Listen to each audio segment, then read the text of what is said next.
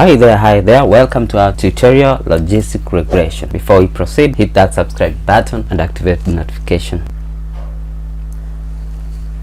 So logistic regression is a form of machine learning which is supervised in nature, and we have four major classifications of machine learning. We have supervised learning, we have unsupervised learning, we have reinforcement learning, and we have recommender systems. And we shall be looking at each and every algorithm that is under this main group. We've already covered linear regression, so today we are going to learn how to do or to understand the theory and the coding of logistic regression. Logistic regression is a classification algorithm. So it's used to predict discrete or binary outcomes, where it's a 1 or a 0, a yes or a no, true or false, from a given set of independent variables. You can also think of logistic regression as a special case of linear regression where the outcome variable is categorical, or where we're using log of odds as a dependent variable. So the difference between linear regression and logistic regression. So linear regression, the data is fit into a straight line, but logistic regression, we shall be dealing with probability. Linear regression is used on continuous variables, while categorical variables are used in logistic regression. The output is a variable value in linear regression, but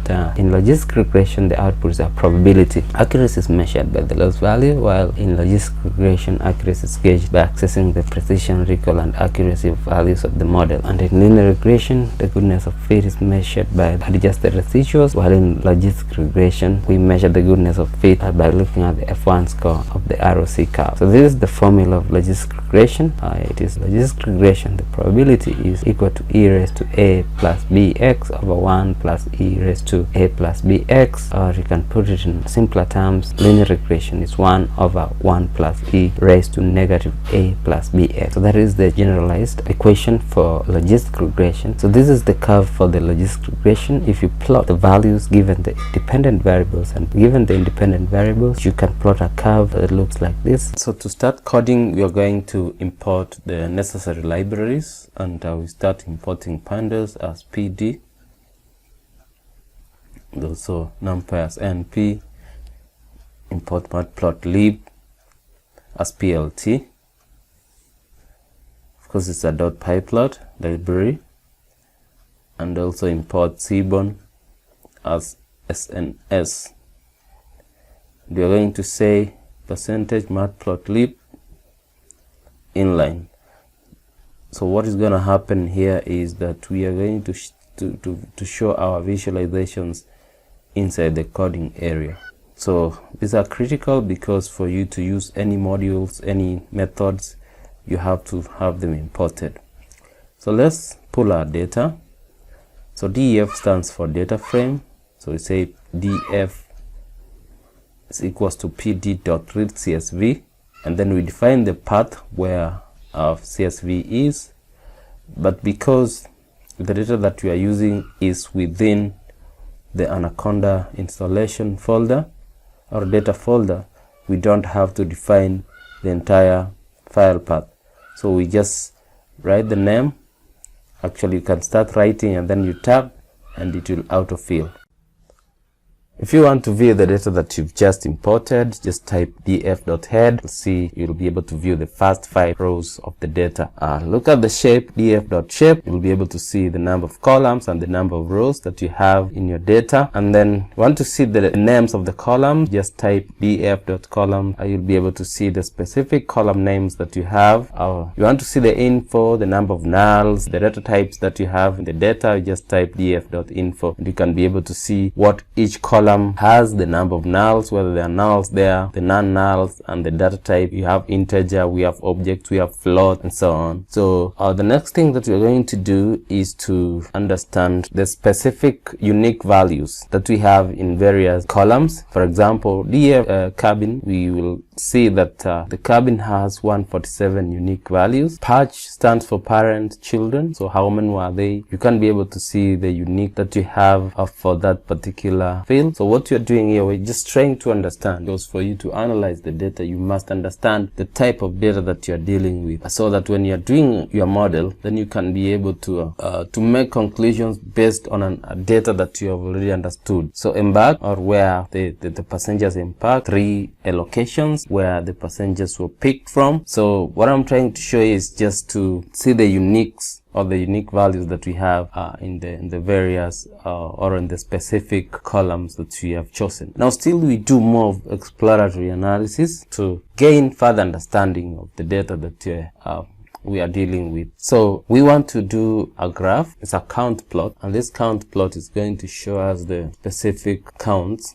So we say sns.countplot x is our survived. So we want to count those who survives, or we want to count those who survived using our data, that is the data is equals to df, and then I like specifying the size of my graph or of my visualization. So I'll just say sns.set style, and that style I like using dark grid.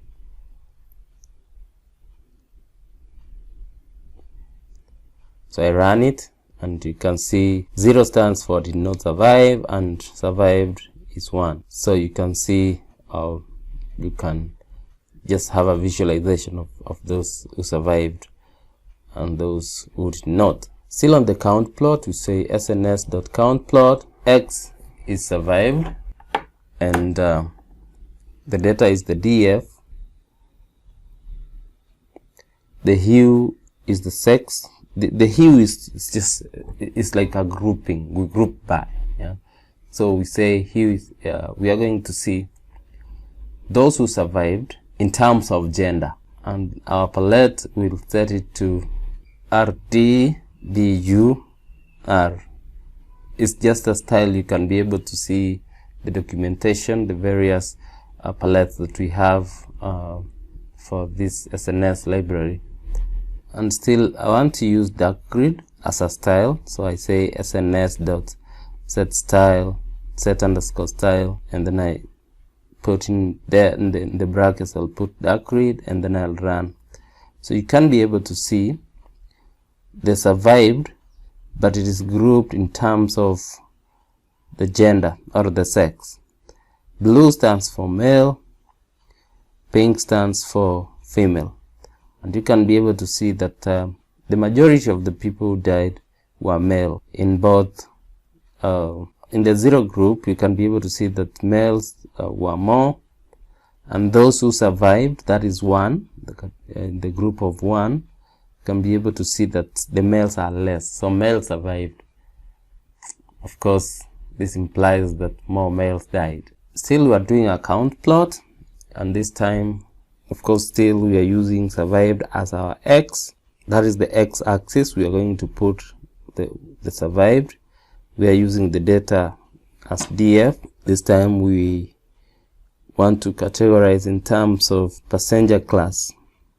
So we want to see those who survived in terms of passenger class. We have the various classes of passengers, and of course depending, or what happens is that you know, there's first class, second class, and so on.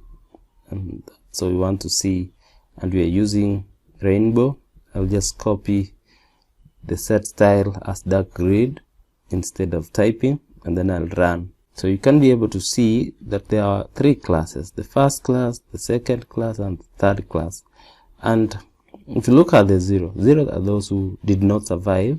You will see that there are few people who died from first class, and the majority of the people died were from the third class. Of course, that is where most of the people are. And of course, those who survived, you will see that more people in the first class survived, followed by the second and the third. We want to see a distribution plot, and so we say sns.distplot into brackets df into brackets age as a column dot drop na. So we don't want nulls. The KDE, this is the line that goes on top of our bars, so we don't want that line. So we set it to false. The color, we use dark red. Bins, that's the number of bars. We can use 30. You can try the various, you can try 40, 20, 50, and see how you can visualize it. Then we run. So you can see at the age, most of the people, the majority of the people were between 20 and 40. That's where most of the passengers lie.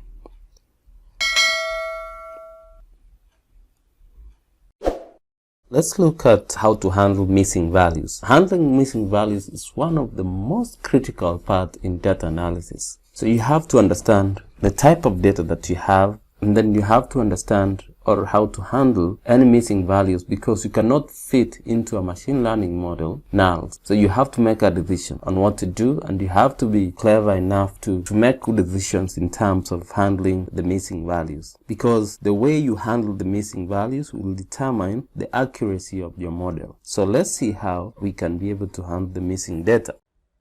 So let's start by checking columns which have null items, and we just type df.isNull.sum, and you can see that age has 177 missing items, cabin has 687, and back does 2. So we need to make a decision on what we need to do with this. So I like doing a visualization so that you can be able to see better the scale of the missing data. So do a heat map, so sns.heatmap, df.isNull, so our data frame, everything that is now, we'll visualize it.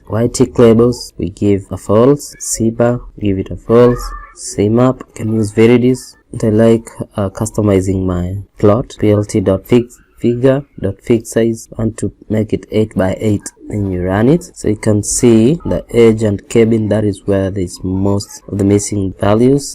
Cabin, you see, has a lot, so we may decide to do something on edge but drop on the cabin, because cabin has a lot of missing data that we cannot just input. So we'll make a decision later on what we need to do to that column. So with edge, we need to input the missing data, so we have to be smart about it. But before that, let's just do a box plot and see how the numbers in the edge against the edge, because what I want to do is to impute the missing edge using the mean of the P class, the passenger class. So let me just do a box plot to see, just to get the means of the edges of each passenger class. So you can see the mean there is around 39, class 2 is around 29 or 30 there, class 3 is around 24, 25. So what I'll do is that for the missing edges, I will just do a function that will fill all, that will return the mean of the edges per passenger class. For example, if class 1, I'll import the missing data with the mean of the passenger edge of class 1, do the same for class 2, and do the same for class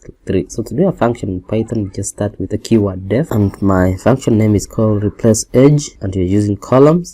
So you're using edge, initialize it to 0. P class is also called, we initialize it to 1, starts from 1. Now you use an if statement, say if pd.isNull edge, you're using the edge. Another if p class is equal to 1, return 37. 37 is the mean of the edge in passenger class 1. So anything that is missing in passenger class 1, we will input 37. Else, if P class is equals to 2, we return 29 as the mean. Else else we just return, because that is the last statement.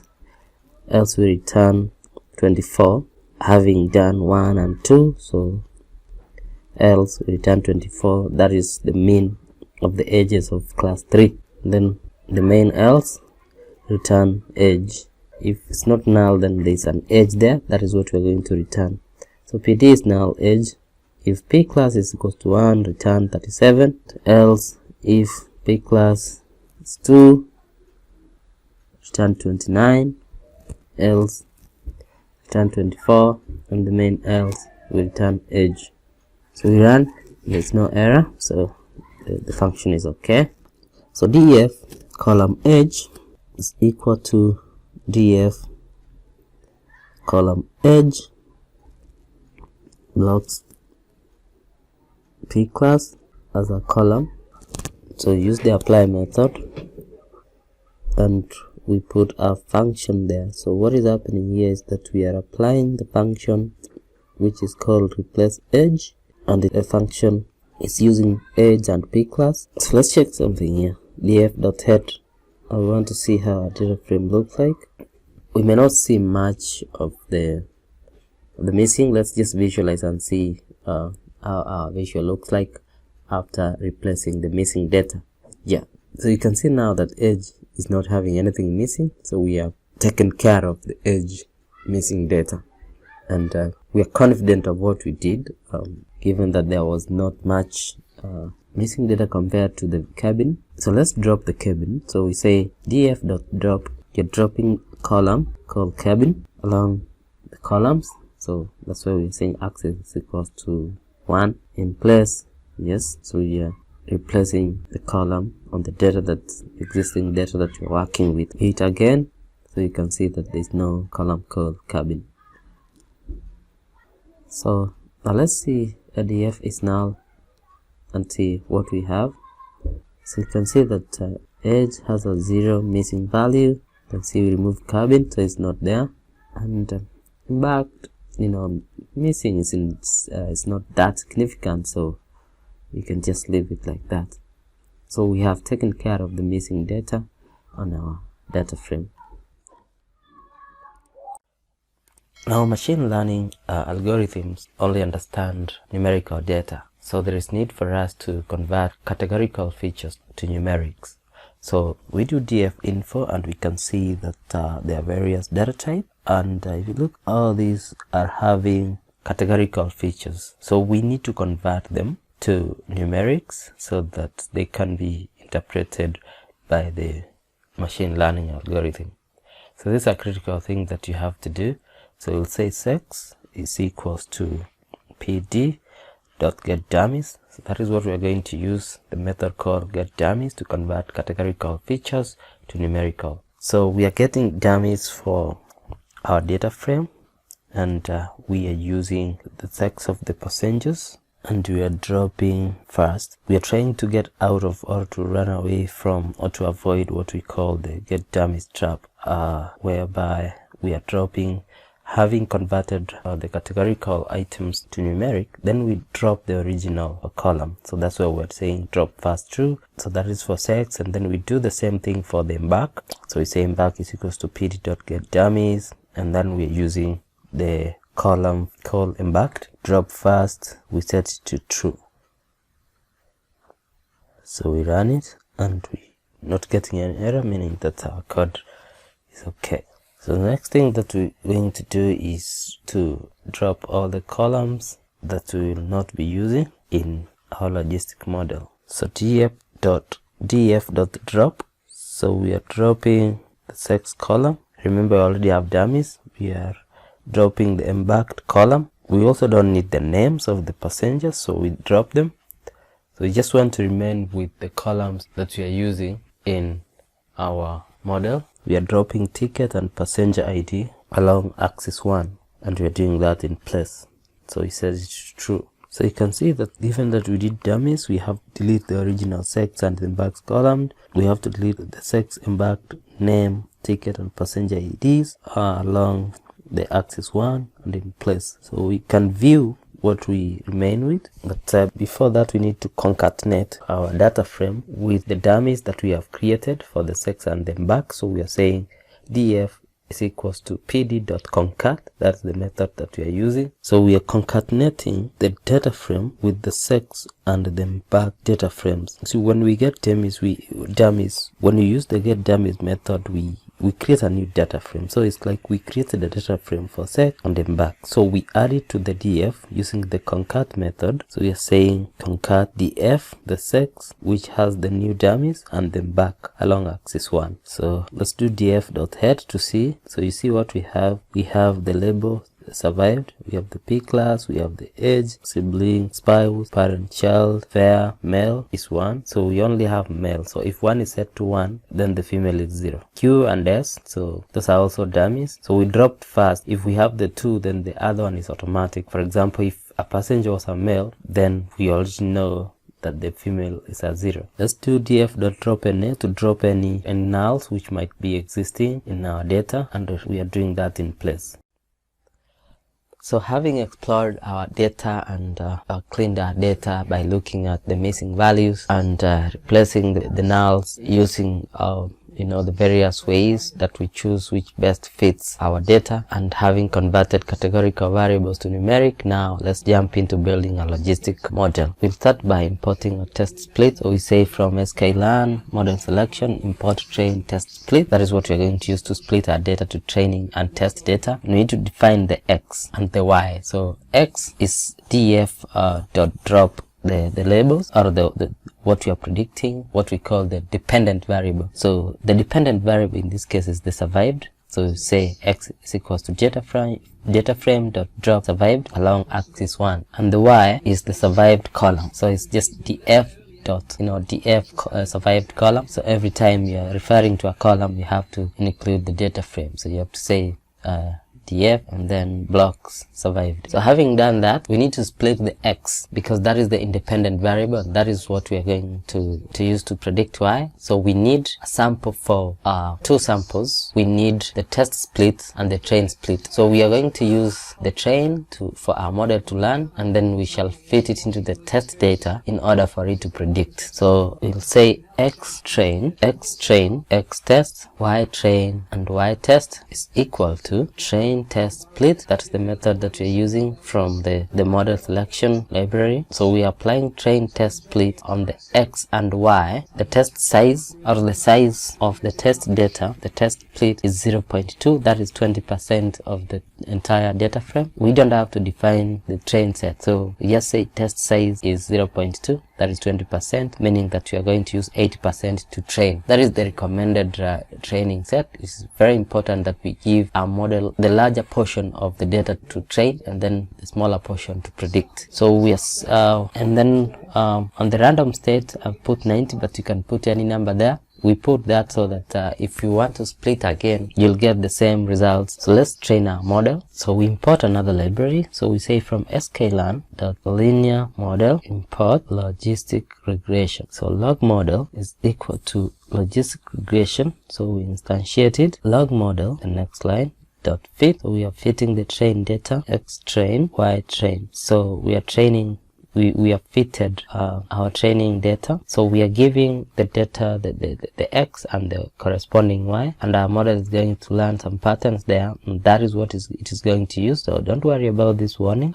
It's just talking about the iterations that this training has to do, so you don't have to worry about that. So we can move and predict. Now in the predict, we are not going to fit the y sample, because that is what we are predicting. So we're just going to fit the test data. So we just say predictions is equal to log model.predict, and we are fitting, or we are passing the x test. So the log model is what we are trained, whereby we had said log model.fit x train y train. Now we are using what we have learned previously to predict, and we are passing our x test. So x test dot columns, so you can be able to see what columns we have. So let's try to predict a new data point. So the new data point that we have, we can have a p class, an age. We can just pass in a series. P class is 1, age is 30, sibling, spouse, give it a 0, patch 0, fair 60,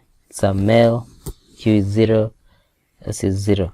So that is the new data that we want to pass into our model to see if this passenger could have survived or not. So log model dot predict, you pass the new data, and you can see the answer is 0.